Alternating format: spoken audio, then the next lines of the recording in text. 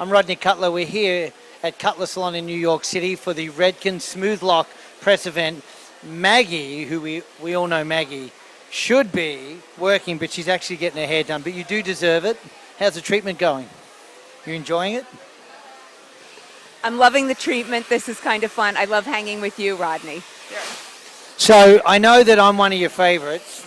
I know Peter Gray is your ultimate favorite, and I'm cool with that because he's one of the best hairdressers on the planet.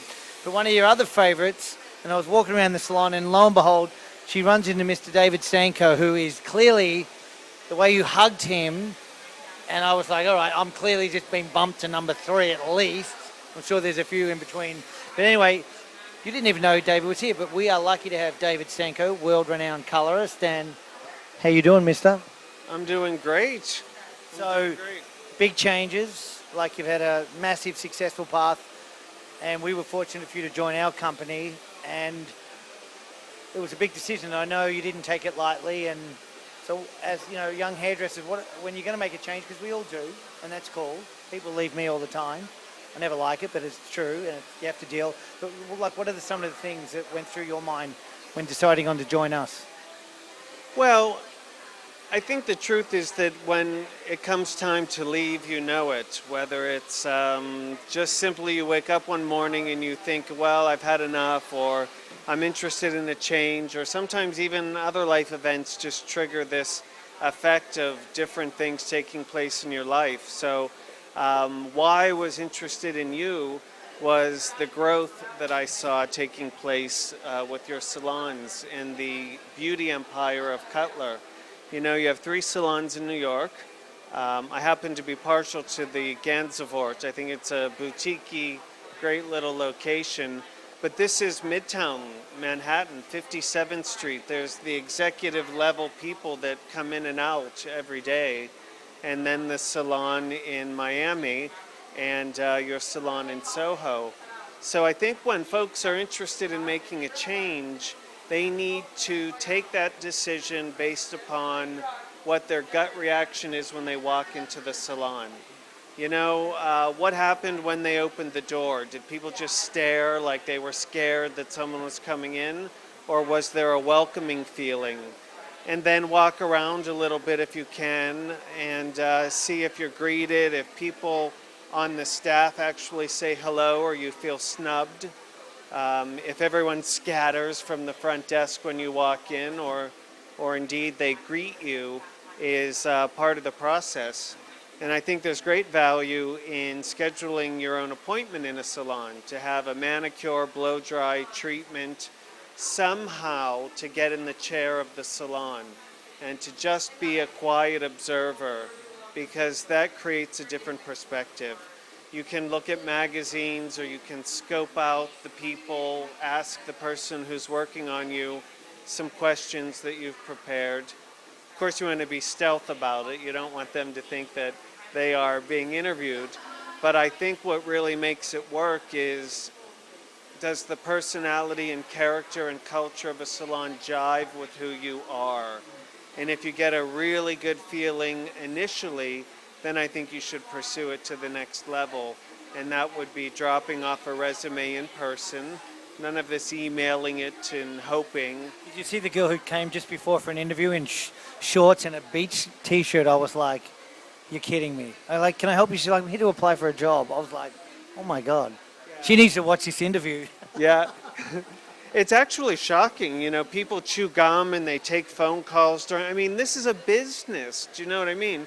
Just, it's not helping with our reputation as hairdressers to be that sort of kooky about the whole thing. You know, one thing that whenever somebody comes in and interviews and we get to that stage, I first of all tell them to go and look at all the top salons in New York, because you're going to have these peaks and valleys. And when you have the valley, you may go, I'm having a rough moment, but I'm on the right bus. And I strongly recommend that.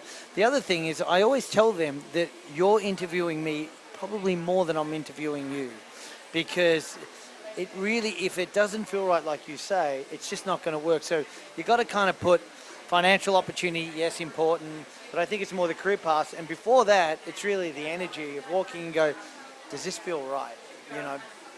Well, and it's the excitement. You know you've made the right choice if you're actually excited to pick out your outfit before you come to work. You know, even though it's just black, white, and gray, there are ways to jazz that up and let your own personality come through. So that Marc Jacobs see-through thing you wore the other day, I actually thought you were sleepwalking. You actually deliberately, I can't believe that. Well, it did meet the dress code. It was black and white. Yeah, that's right. Little Or nude. Right. The rain didn't help, but I did get a few good propositions on the way home from work. So one last thing is that what I find great about our culture, to sort of brag, is that everybody shares their formulations, and even seeing you coming in and watching people gather around you, and you've been an educator, so you're a sharer, and I just think that you can tell instantly whether someone's hoarding or are they sharing, and I think that's something, you feel that straight away when you walk into an environment as well. What's your feeling on sharing formulations? Or, I got to ask you a question, if you're out of town and somebody does your client and they think they can do something different, should they do what they truly think, or should they go, I'm going to do exactly what the last color did to not rock the boat? Yeah, that's a great question, and I think they should do exactly what their hairdresser left them with, because it's actually a gift.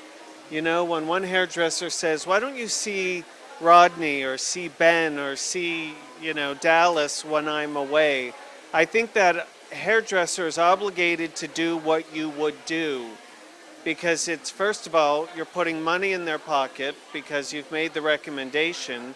I don't think you should rock the boat, because when I come back, I don't want a client to say to me, Rodney thinks I should do this, that, and the other thing. I'm not convinced on this. We're going to have to talk about this more. I don't have the answer, and I'm not sure I'm right, but I think it's a really important debate. My rebuttal would be, if you feel like it could have been pushed, or they've had a client for 10 years, and you're not pushing the envelope, or you're not introducing new things, maybe that's a time for a fresh eye. But then how do you do it and not steal them? I don't know. Or rock the boat, as you said. Well, I think if you're comfortable in your job, it's not stealing a client. Clients have the right to make a change.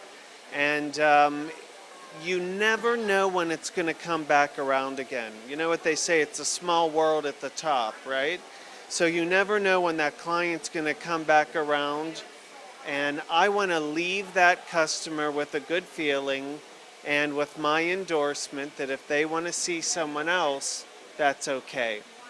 But I've also given clients to other hairdressers while I was away, and they took it upon themselves to change their formula and actually turned her green. And on that, I have to go and do another interview. I want to talk about this more because I think it's a serious topic. It's great to have you. And I'm going to go and do my job.